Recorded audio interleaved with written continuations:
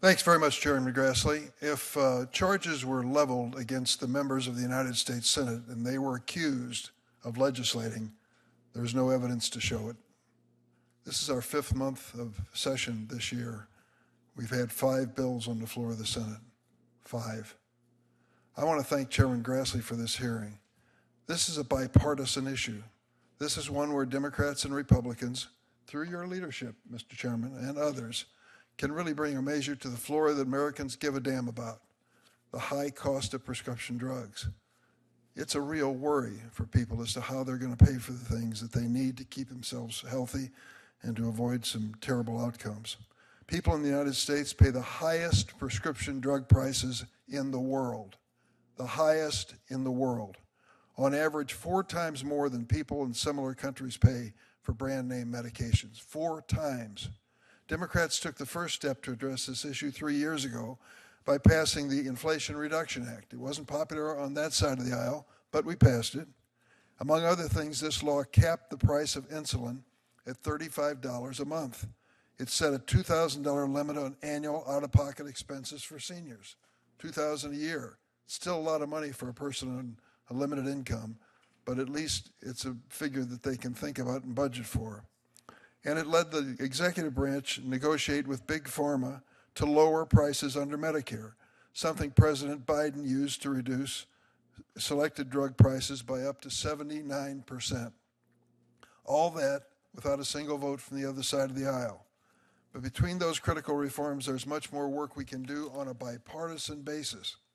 Wouldn't it be something if we announced we're going to take one whole week and invite all the good bills you've mentioned and others to come to the floor? Let's debate them and vote them up or down, almost like legislating. One place to start: Big Pharma spends billions of dollars to flood the airwaves with ads. You can't miss them.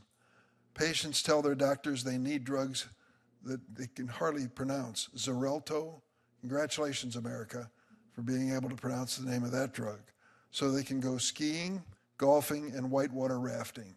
I'm looking forward to it. Only one other developed country in the world permits these outrageous ads that fuel demand for high-cost drugs. You know what it is: New Zealand.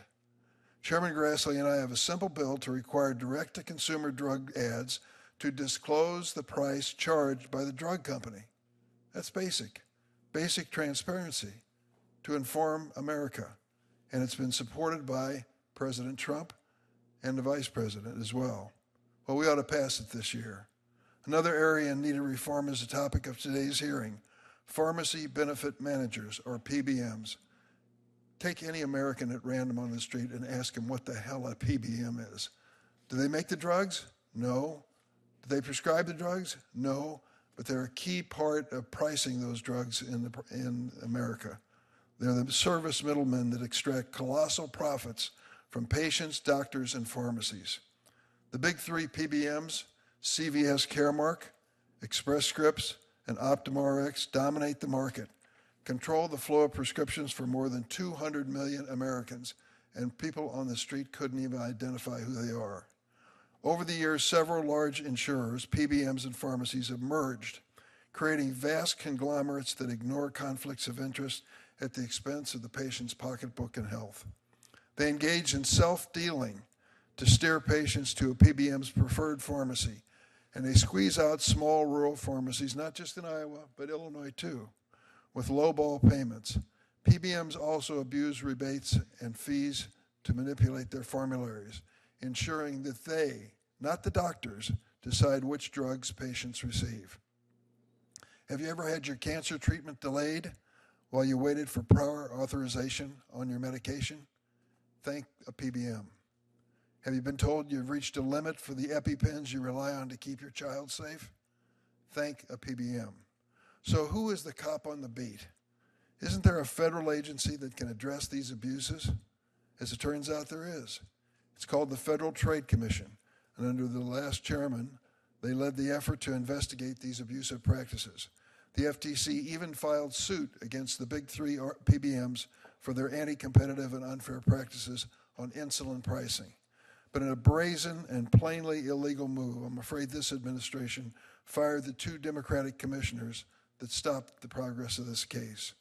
If this committee cares about addressing PBM abuses that make prescription drugs unaffordable, then every member should speak out against these illegal firings.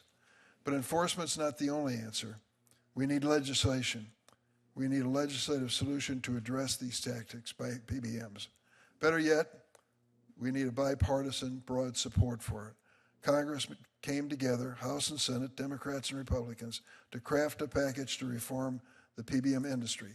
Who would stop such a package? Reform of PBMs, finally getting control of prices. Elon Musk. Last December, hours before a vote on this PBM agreement as part of the year-end continuing resolution, Elon Musk, with his chainsaw, unleashed a barrage of tweets opposing the package. The House Republicans caved. That was it. Relief for the struggling independent pharmacy in rural Illinois or rural Iowa was delayed because the world's richest man didn't like the bill. Never mind that 5 days after tanking PBM reform, health policy expert Elon Musk tweeted, "What is a pharmacy benefit manager?" That was his tweet.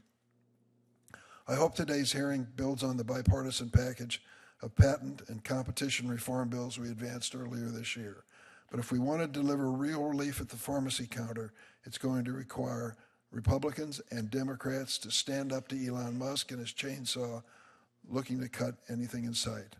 I want to thank the chairman for calling this hearing. The turnout shows the level of interest. It also shows an opportunity for Republicans in the majority and Democrats in the minority to finally get down to work and legislate. Thank you, Mr. Chairman. Yeah. See, you want to introduce your Illinois witness, then I'll introduce the other four. Thank you. Happy to do that. Dr. Sheetal Kircher. Did I pronounce that correctly? Okay.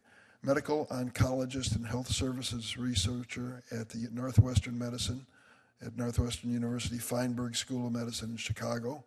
In 2024, Dr. Kircher was honored with the Fellow of American Society of Clinical Oncology distinction and recognition of her sustained contribution to the field. Thank you for being here. Ms. Sharon Faust.